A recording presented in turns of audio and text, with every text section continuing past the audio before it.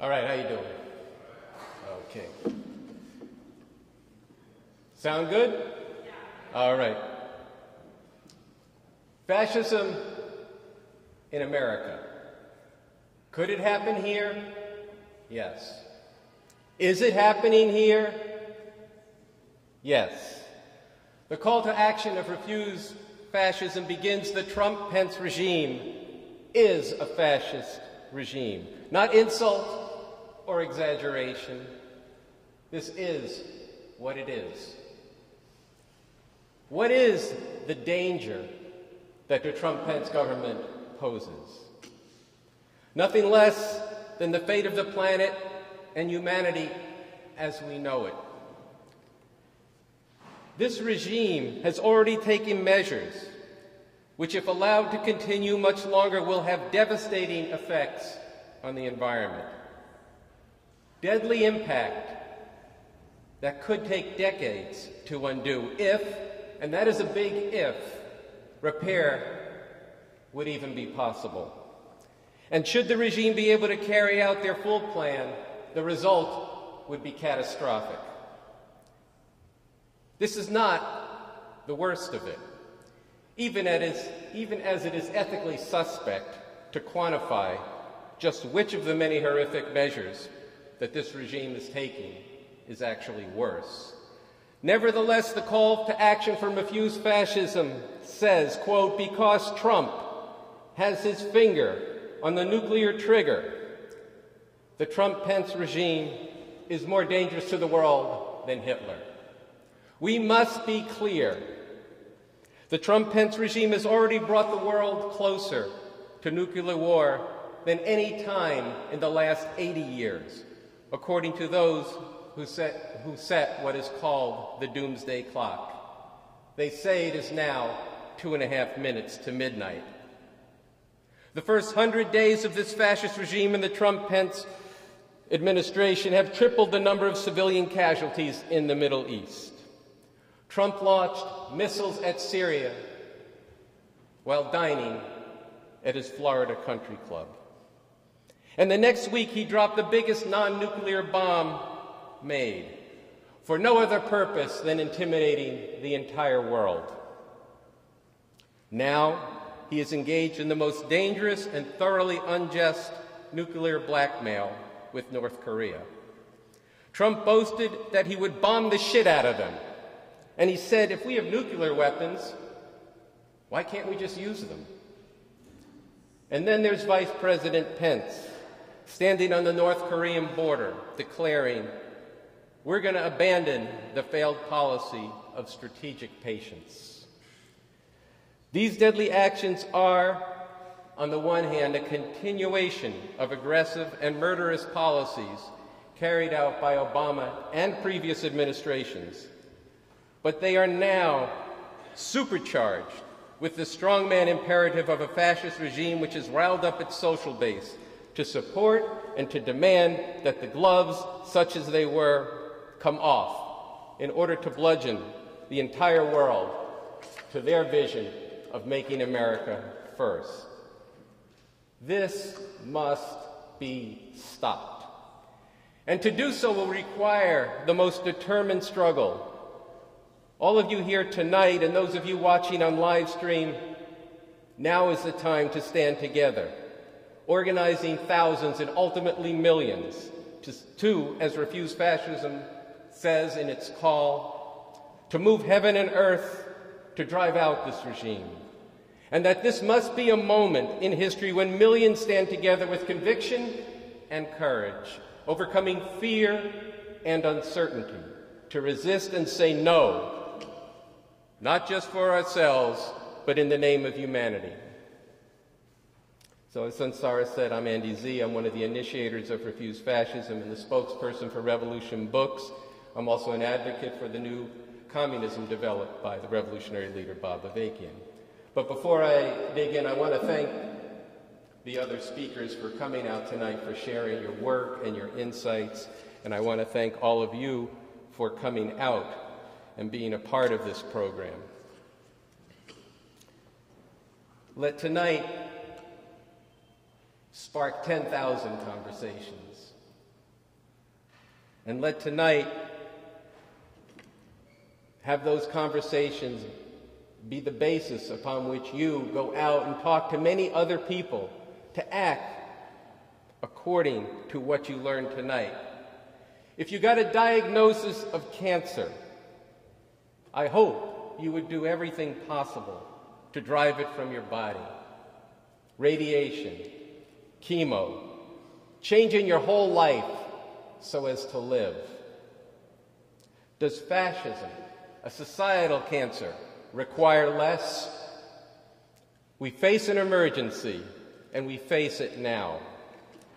Again, from Refuse Fascism's call, quote, "Fascism has direction and momentum.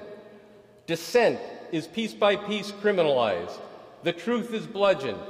Group after group is demonized and targeted along a trajectory that leads to real horrors." Hasn't this already begun? Instilling fear and impacting and destroying lives, immigrant lives, Muslim lives, refugee lives, Mexican and Latino lives, black lives, and in a very real sense, ultimately the lives of people here and around the world.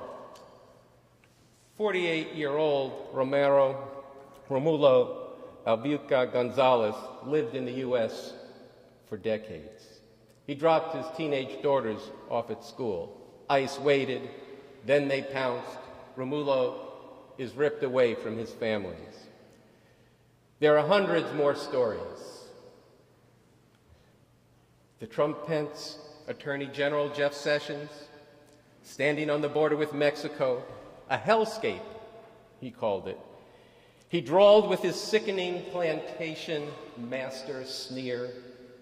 He said that this is, quote, "a new era to rid American cities and the border of the filth brought on by the drug cartels and criminal organizations, employing Nazi language of demonization to terrorize immigrants and refugees and to mobilize a fascist base." And be clear, the word filth has real meaning to fascists. And this after Jeff Sessions moved to rip up the consent decrees with racist, brutal police forces around the country, calling for the police to be, he was calling then for the police to be unhampered in terrorizing blacks and Latinos in the inner cities. And John Kelly, General John Kelly, head of Homeland Security, is rapidly moving to completely militarize the border, expanding and unleashing ICE squads around the country, declaring that any and everyone in the U.S. illegally is subject to deportation. This is terror, and this we must stop. Look, deportation is not new. President Obama set a record deporting 3 million human beings. And let's get one thing straight. No human being is illegal, okay?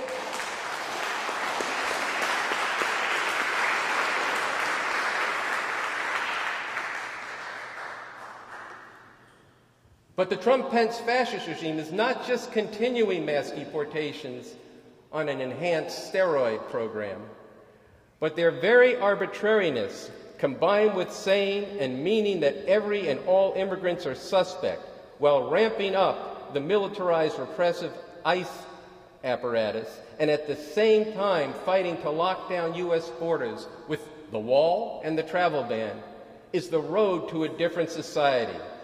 It is a fascist zeitgeist, and it will be a fascist law with horrific consequence.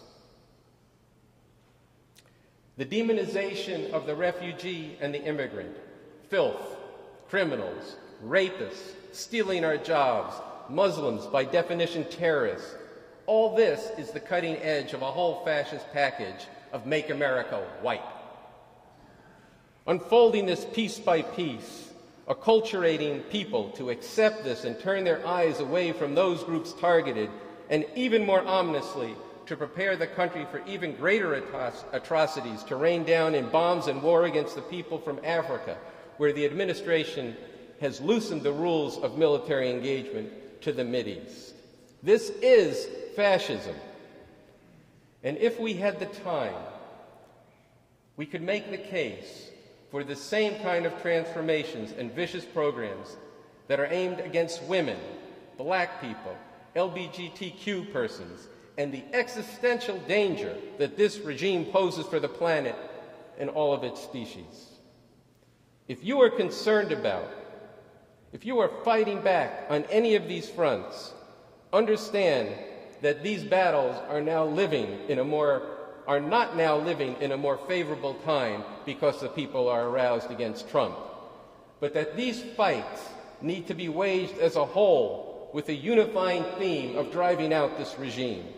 Because as fascism consolidates, there will be less and less ground to fight on, and it can become too late.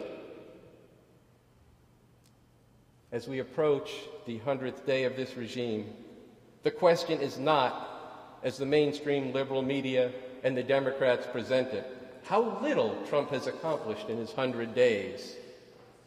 The essence of it is the matter is how much, how far, how draconian are the things he's already done, and where this will lead if not stopped, and stopped soon.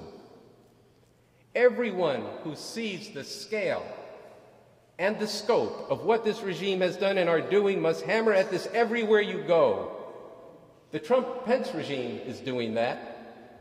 Every day they jump from one outrage in word and deed to another, from dropping bombs to terrorizing communities while careening from one lying and threatening tweet and outrageous press conference to another. It's dizzying, and that is an integral part of the method to their madness. Through the sheer, unrelenting, outrageous horrors, people are becoming inured, and the madness gets normalized. From the Refuse Fascism call to action. The Trump-Pence regime from day one has been, quote, subverting the separation of powers, the separation of church and state. The regime has called for a new nuclear arms race. It has demonized the press. It has dismissed the very concept of truth, substituting their own fabricated alternative facts. And most important, fascism is not just a gross combination of horrific reactionary policies. It is a qualitative change in how society is governed. So what is the essence of this qualitative change? And here I quote from the website revcom.us, the website of the Revolutionary Communist Party. The quote is this, quote, fascism is the exercise of blatant dictatorship by the capitalist imperialist ruling class, ruling through reliance on open terror and violence, trampling on what are supposed to be civil and legal rights, wielding the power of the state, and mobilizing organized groups of fanatical thugs to commit atrocities against masses of people, particularly groups of people identified as enemies, undesirables, or dangers to society.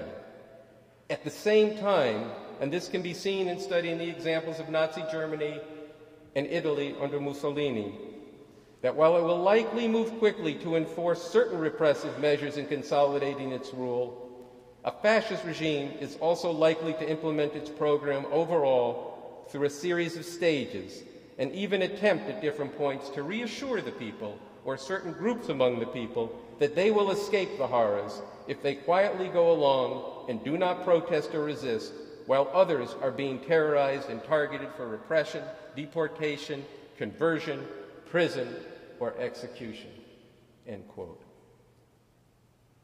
Isn't this what is unfolding before our eyes? Trump and Pence, Sessions and Kelly, they've advocated for and begun the remaking of the police apparatus and, yes, the law. Be forewarned, said Jeff Sessions, this is a new era. This is the Trump era. Millions of black youth have been the targets of a slow genocide through mass incarceration. And before being locked up, they are confined in cities under intense police pressure, with no way to survive but to fight each other over petty turf.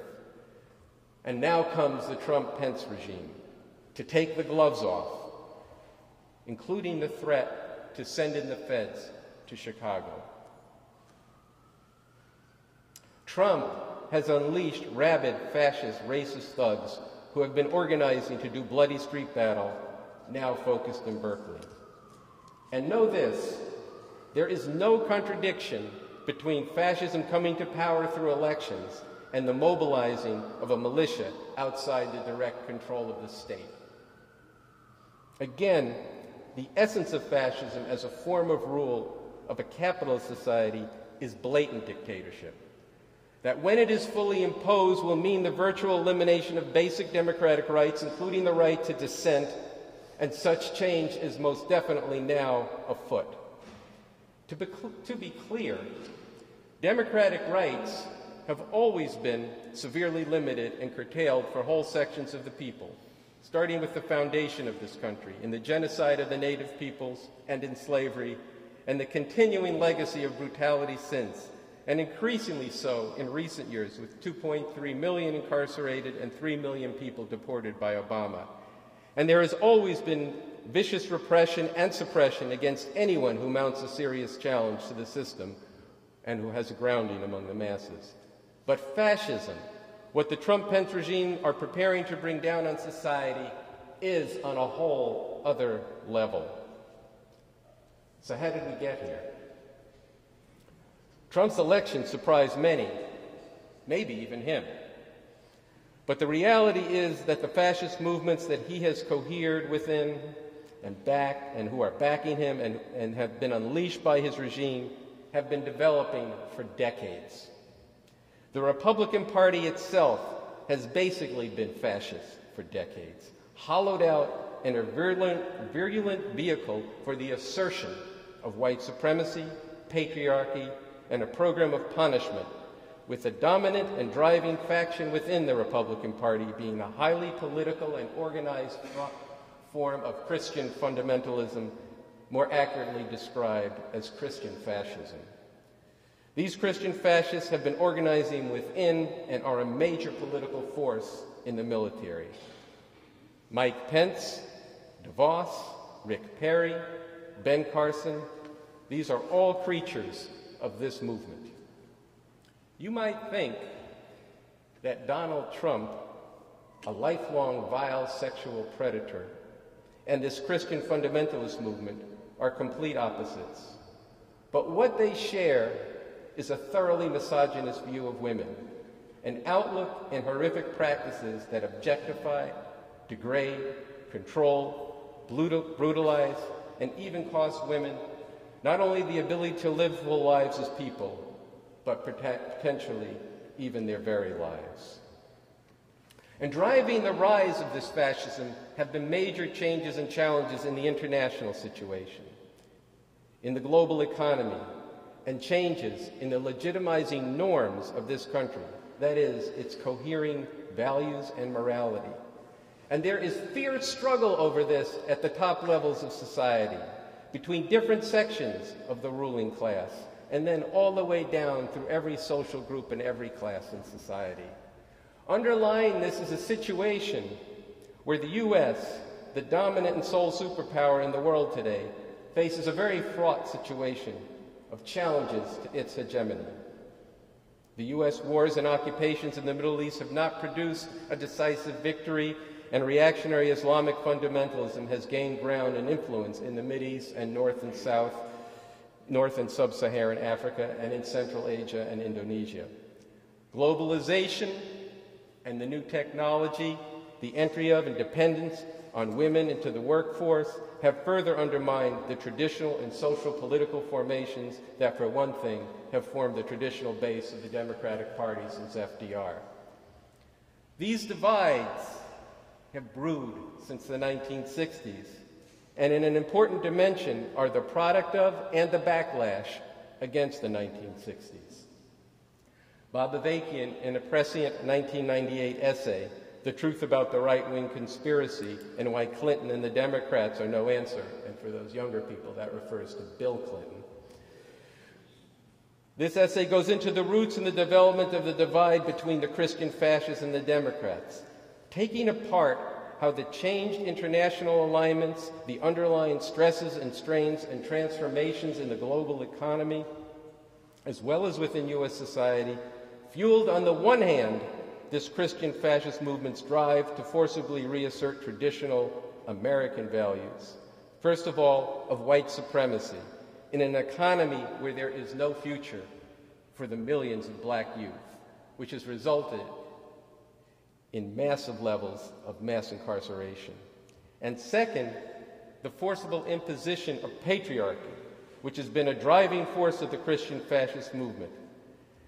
All of this has been fueled by these underlying dynamics. And as women have come into the workforce and their traditional subservient roles of morality have, in the eyes of these Christian fascists, been undermined by birth control and the right to abortion and the lifting of women's sights through the struggle of the women's movement, all of this is seen as something of grave threat to what they see as the coherence of America. And yet, on the other side, the Democrats came to represent a multicultural, inclusive vision of America.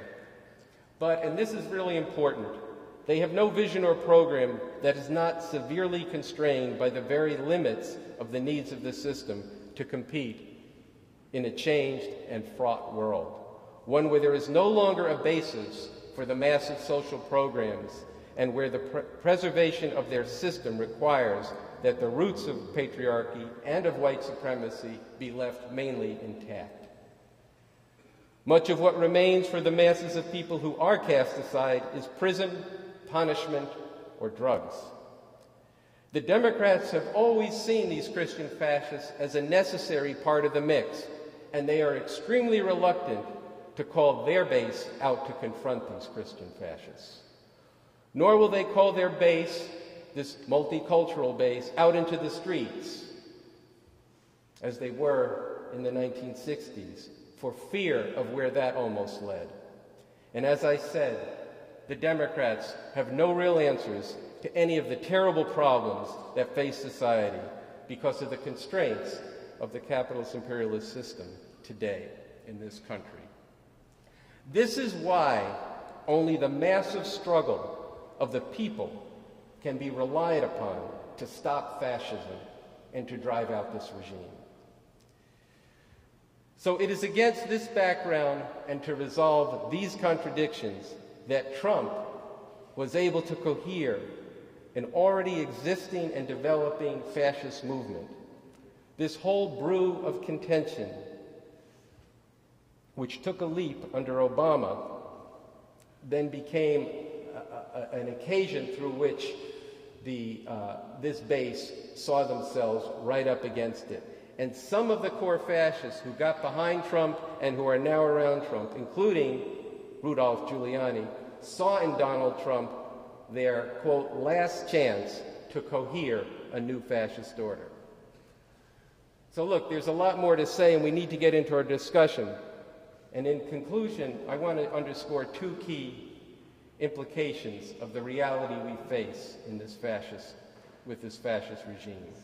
And these 2 points are what unites Refuse Fascism. And let me say also that in Refuse Fascism, we have or should have diverse views as to analyses and ultimate strategies and visions of what kind of future we want.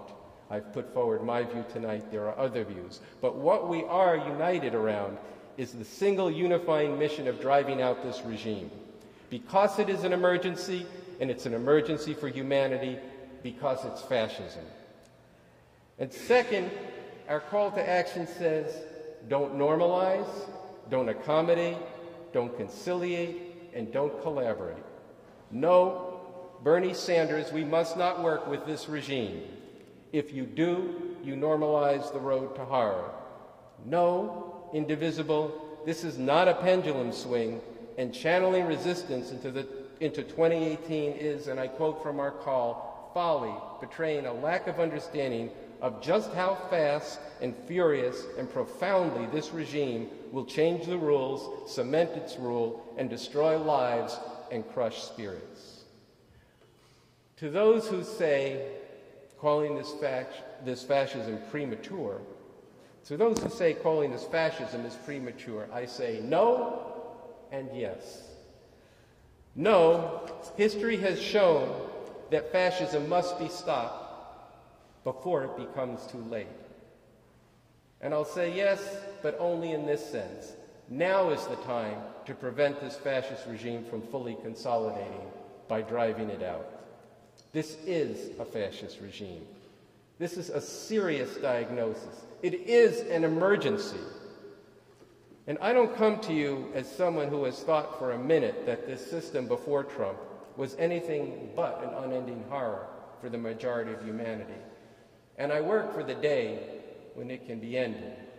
But I am here today to say that if it is indeed true that the doomsday clock is 2.5 minutes before midnight, if it is indeed true that group after group is already and will be demonized, assaulted, and cast aside, if it is indeed true that the very ability of people to speak out and to stand up and to fight back and to struggle for a better world could be severely diminished should this regime move to full-out fascism, then we need to get organized and act with determination like never before.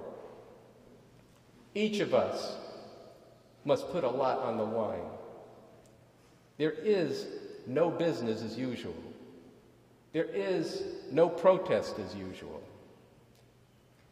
The Trump-Pence fascist regime must be driven from power, and no one but the people are going to create the conditions where that becomes possible.